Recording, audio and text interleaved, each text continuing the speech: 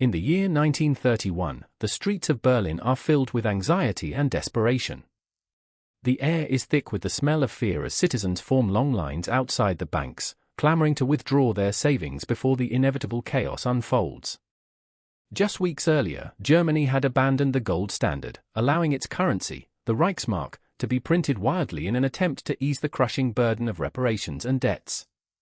As the printing presses churn endlessly through the night, each freshly minted note bears the bitter irony of a nation bankrupt in spirit and resources. Each Reichsmark, once a symbol of economic stability, now quickly loses value, a harbinger of the hyperinflation yet to come. Amidst this turmoil, one question lingers: how did this prosperous empire find itself on the precipice of financial ruin? Empires do not meet their end randomly, rather, they follow a recurring monetary cycle that operates as a systemic mechanic of collapse. For centuries, we have observed a tragic pattern unfold across vast empires. The currency diminishes before the empire itself crumbles. By the end of this exploration, you will gain insight into the common warning signs and the dynamics that enable this cycle to persist across history. At the heart of the cycle lies the concept of sound money, a principle denoting currency that is backed by tangible value, often gold or silver. When an empire prioritizes fiscal responsibility and sustainable growth, its economy flourishes. However, as empires expand, the allure of debt-funded ventures grows irresistible. Here begins the first stage of the cycle, the rise on sound money, exemplified by the Roman Empire's denarius. The denarius, first minted in 211 BC, initially represented a stable currency backed by silver. By the end of the Republic and the rise of the empire, the denarius had become the backbone of Roman trade, facilitating commerce across its vast territories. However, as military expenditures swelled and administrative needs expanded in the face of internal and external pressures, the Roman government began to overspend. By 200 AD, the denarius was no longer a sound currency. The silver content was gradually reduced from approximately 90% to as low as 5%. This act of debasement, a desperate attempt to finance the empire's lavish expenditures, marked a critical transition. The value of the denarius plummeted, and soon, citizens were forced to carry pouches filled with coins just to buy basic goods. In less than a century, the Roman Empire's refusal to maintain strict monetary discipline saw the denarius devolve into a hollow shell of its former self, paving the way for hyperinflation and loss of trust in currency. The second stage follows: debt-funded expansion. In pursuit of prosperity, empires often turned to borrowed money, leading to unsustainable growth. The trajectory of early 18th century Spain serves as a cautionary tale of accommodating too much debt too quickly.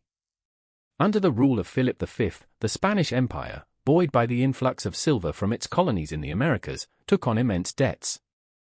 By the 1730s, yearly expenses exceeded the revenue from taxes and trade, culminating in broader fiscal challenges. The dependency on borrowed money initially matched prosperity. However, as debts compounded, even the mightiest empire could not escape the gravity of its financial obligations. As countries resort to increasingly complex financial machinations in their attempt to stay afloat, confidence begins to erode, leading to financial distress. The third stage often materializes as states opt for an immediate solution: the debasement or inflation of their currency. This is exemplified by the Weimar Republic in Germany during the 1920s. Following the devastation of World War I, Germany faced staggering reparations, and the leaders of the Weimar Republic made a fateful decision: they chose to print money indiscriminately. By 1923, the hyperinflation had reached horrific proportions. One loaf of bread that once cost 250 Reichsmarks skyrocketed to 200 billion Reichsmarks in a matter of months. As the value of the currency collapsed, so did the faith of the citizenry in their government. Paper money became worthless, leading to riotous scenes where wheelbarrows brimming with cash were needed to purchase basic necessities. The consequences of currency inflation extend beyond immediate economic implications. They cultivate mistrust in institutions.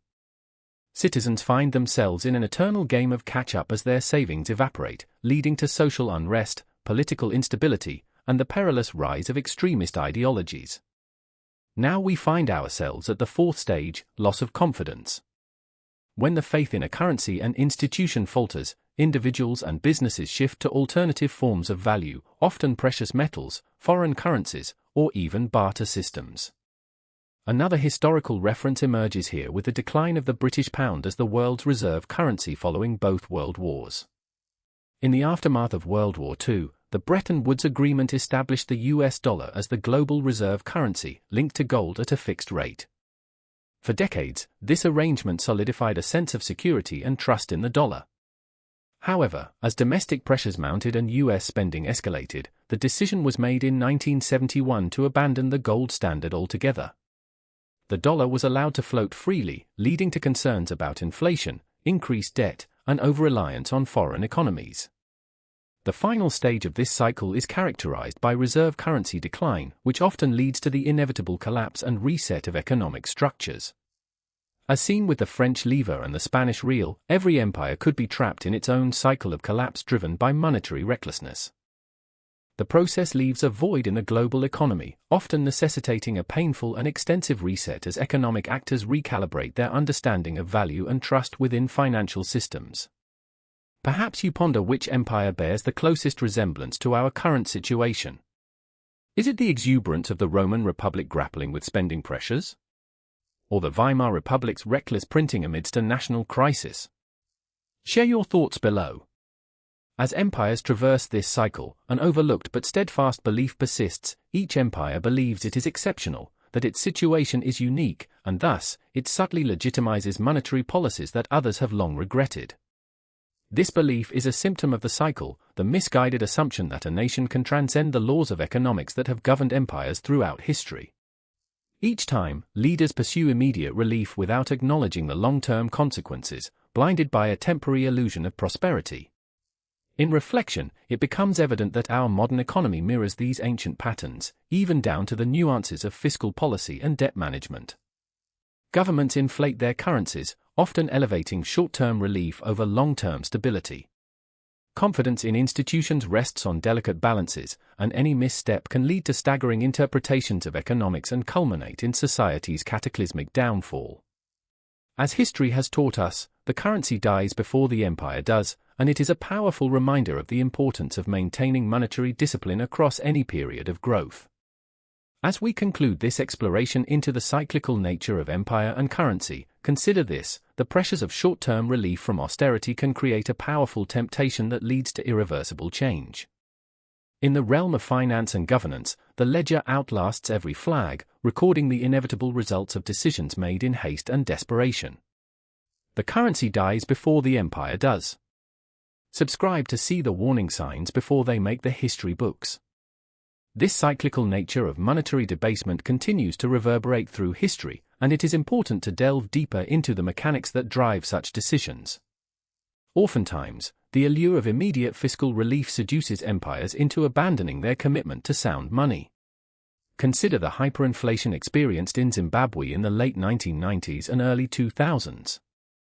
What was once a prosperous agricultural hub found itself in the grips of an economic and political crisis. As President Robert Mugabe's government faced mounting pressures both domestically and internationally, the decision was made in 2000 to seize white-owned commercial farms and redistribute the land.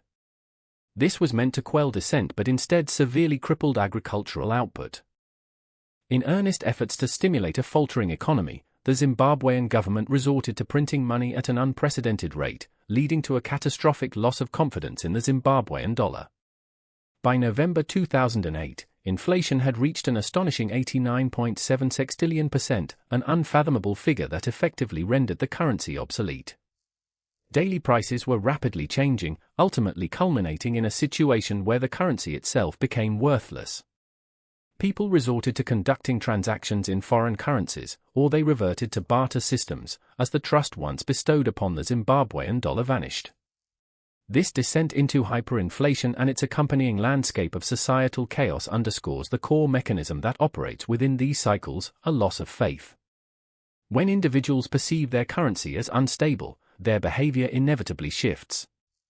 The cycle is self-perpetuating. As confidence erodes, purchasing power diminishes, resulting in a further decline in the currency's value. The story of the French livre serves as a compelling parallel. The livre was the dominant currency of France for centuries before the devastating financial strain of the American Revolutionary War, 1775 to 1783, catalyzed a sequence of poor monetary decisions. To finance the war effort, the French government resorted to borrowing and recklessly printing money. By the end of the 1780s, the debts had compounded, and the currency had become deeply debased. Inflation surged, and confidence faltered, igniting a series of social upheavals and contributing to the conditions that led to the French Revolution in 1789. Citizens witnessed their savings evaporate as the currency lost value, spurring unrest that shook the very foundation of their society. As economies descend into chaos, an insidious skeptic emerges, a false belief that every individual holds, that such collapses are avoidable. Each empire has historically convinced itself that it has a unique context, a situation demanding its own distinct response to crisis. The Roman Empire felt invulnerable in its might, believing its expansive reach could absorb any monetary mismanagement. Similarly, the Weimar Republic was caught in the throes of post-war grief, convinced that printing money would be a simple solution to an intractable dilemma. But history shows that the tragic reality is that temporary measures only compound long-term repercussions, leaving societies to reckon with the aftermath. In 1923, when the hyperinflation stormed through Germany, it served as a warning of what lay ahead. Grocers resorted to adjusting prices multiple times within a single day. Workers were paid in the morning, rushing to buy bread before the price soared by afternoon. Such scenarios highlight not just a collapse of currency but a fundamental fracture in social trust and institutional reliability. Transitioning from debasement and inflation, the cycle continues into the era of reserve currency decline, a pivotal stage where the empire's financial might dissipates on the global stage. Each currency, once revered as a global standard, faces the inevitable moment when its currency standing falters. The British pound serves as a significant case study. Following World War I, the UK faced crippling war debt. In an ill-fated economic environment, leaders opted for an unsustainable path of currency management, leading to the pound losing its dominance to the dollar. This shift began to crystallize during World War II when the US dollar was designated the primary reserve currency under the Bretton Woods Agreement in 1944. For a while, the dollar's veracity held firm as it held its peg to gold, embodying global trust. However, similar to prior empires, a false sense of security emerged out of this dominance. Disturbingly, rising debt levels and expansive fiscal policies bloated the US economy. As inflationary pressures mounted, the trust that had undergirded the dollar began to fray. The 1971 abandonment of the gold standard exposed the dollar to floating rates, rendering it vulnerable to excessive debt and the whims of global markets. Herein lies the crux of the mechanism. The cyclical dance of confidence and currency value is not merely a linear relationship. Instead, it is an intricate web of expectations, trust, and institutional reputation. When leaders prioritize immediate needs over long-term stability, societal trust invariably falters, setting off a chain reaction with damaging consequences. As we look across these parallels, a more grievous outcome emerges from the currency's decline. The IMF estimated that during the hyperinflation period in Weimar Germany, the average laborer lost almost 80% of their savings over just a single year, a staggering statistic that reveals more than just its economic repercussions. Social order frayed, exemplifying what happens when the common people are left holding worthless paper in the wake of policymakers making decisions based on fiscal impulse rather than prudence. It is paramount to recognize that we see reflections of this cycle unfolding today. The rapid acceleration of debt within modern economies presents an unsettling echo of previous collapses. For nations, short-term relief can often entice central banks into the quick-fix trap of printing money, alleviating immediate concerns but sowing the seeds for far greater turmoil down the road. To observe how contemporary currencies can navigate these turbulent waters, one may look at the fluctuations in the Japanese yen over the past few decades.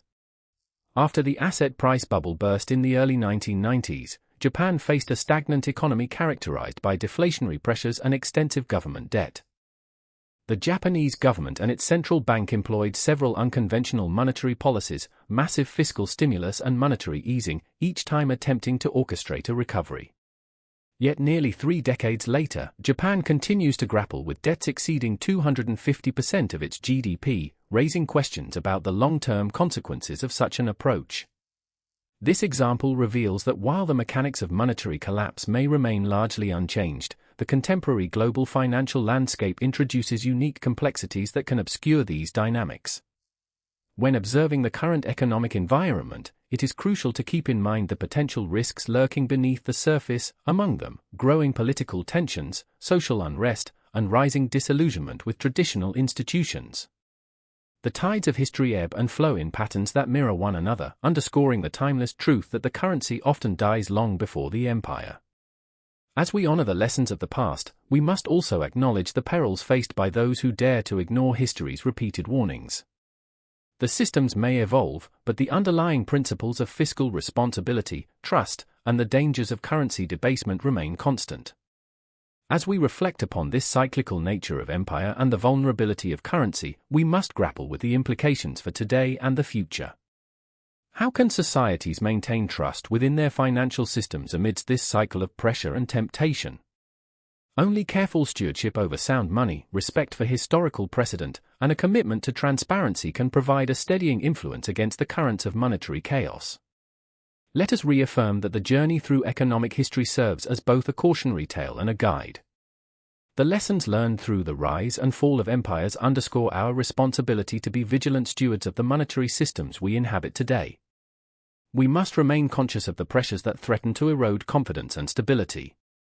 The currency dies before the empire does. Subscribe to see the warning signs before they make the history books.